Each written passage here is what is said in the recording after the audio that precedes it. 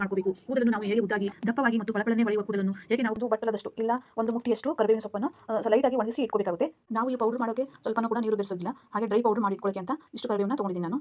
Next ನಾನು ಮೆಂತೆ ಕಾಳುಗಳನ್ನ ತೊಗೊಂಡಿದ್ದೀನಿ. ಡ್ರೈ ಮೆಂತೆ ಕಾಳುಗಳನ್ನ ತೊಗೊಂಡಿದ್ದೀನಿ. ಇದು ಕೂದಲು ಉದುರುವುದನ್ನು ನಿವಾರಿಸುತ್ತೆ, ಹಾಗೆ ಡ್ಯಾಂಡ್ರಫ್ ಕೂಡ ಕಡಿಮೆ ಮಾಡುತ್ತೆ ಅಂತ ಹೇಳಬಹುದು ನಾವು. ಮತ್ತೆ ನಾನು ಕಾಲಂಜಿನ ತೊಗೊಂಡಿದ್ದೀನಿ. ಕಾಲಂಜಿನ ಕಪ್ಪು ಜೀರಿಗೆ ಇದು ಪೋಷಕಾಂಶಗಳಿಂದ ಸಮೃದ್ಧವಾಗಿದೆ. ಇದು ನಮ್ಮ ಕೂದಲು ಬೆಳವಣಿಗೆಗೆ ಅತ್ಯವಶ್ಯಕ ಪೋಷಕಾಂಶಗಳನ್ನು ಒದಗಿಸಿ ಕೂದಲು ಬೆಳವಣಿಗೆಗೆ ಸಹಾಯಕವಾಗಿದೆ ಅಂತಲೇ ಹೇಳಬಹುದು. ಈಗ ನಾವು ಇದನ್ನು ಪೌಡರ್ ಆಗಿ ತಯಾರಿಸೋಣ.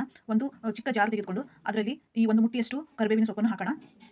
ಒಂದು ಮುಟ್ಟಿಯಷ್ಟು ಕರಿಬೇವಿನ ಸೊಪ್ಪು ಹಾಗೂ 4 ಟೀ ಸ್ಪೂನಿನಷ್ಟು ಮೆಂತೆ ಕಾಳುಗಳನ್ನು, ಒಣ ಮೆಂತೆ ಕಾಳುಗಳನ್ನು ಹಾಕೋಣ. ಹಾಗೆ ಕಪ್ಪು ಜೀರಿಗೆಯನ್ನು 2 ಸ್ಪೂನಿನಷ್ಟು ಹಾಕೋಣ. ಹಾಕಿ ಸಣ್ಣಕ್ಕೆ ಪುಡಿ ಮಾಡಿ ಇಟ್ಕೊಳ್ಳೋಣ. ಈ ಥರ ಪುಡಿ ರೆಡಿ ಆಯಿತು. ಇವಾಗ ತರಿಯಾಗಿ ಪುಡಿ ಆಯಿತು. ಇದನ್ನು ನಾವು ಒಂದು ಡಬ್ಬದಲ್ಲಿ ಗಾಳಿ ಹೋಗದೇ ಇರೋ ರೀತಿಯಲ್ಲಿ ಒಂದು ಡಬ್ಬದಲ್ಲಿ ಆಗಲಿ, ಒಂದು ಗ್ಲಾಸಿನ ಡಬ್ಬದಲ್ಲಿ ಆಗಲಿ ತೆಗೆದಿಟ್ಕೋಬೇಕಾಗುತ್ತೆ. ಒಂದು ಟೀ ಸ್ಪೂನಷ್ಟು ಪೌಡರ್ ಹಾಕಿ ನಮಗೆ ಯಾವ ಆಯಿಲ್ ಇಷ್ಟ ಇರುತ್ತೆ, ನಾವು ದಿನನಿತ್ಯ ಯಾವ ಎಣ್ಣೆ ನಾವು ಅಪ್ಲೈ ಮಾಡ್ತೀವಿ ನೋಡಿ, ನೆನೆಸಿಟ್ಟು ಬೆಳಗ್ಗೆ ತಕ್ಷಣ ಹಚ್ಕೋಬೇಕು. ಒಂದು 2 ಅವರ್ ಆದರೂ ಅದು ನೆನಪಿಗಾಗುತ್ತೆ. ಅಂದರೆ ಒಳ್ಳೆ ರಿಸಲ್ಟ್ ಕೊಡುತ್ತೆ. ಪೌಡರ್ 5 to 6 ಅವರ್ ಅಂದರೆ ನೆನೆಸಿದ್ರೆ ತುಂಬ ಚೆನ್ನಾಗಿ ರಿಸಲ್ಟ್ ಕೊಡುತ್ತೆ ಅಂತ ನಾವು ಹೇಳ್ಬೋದು. ಕಡಿಮೆ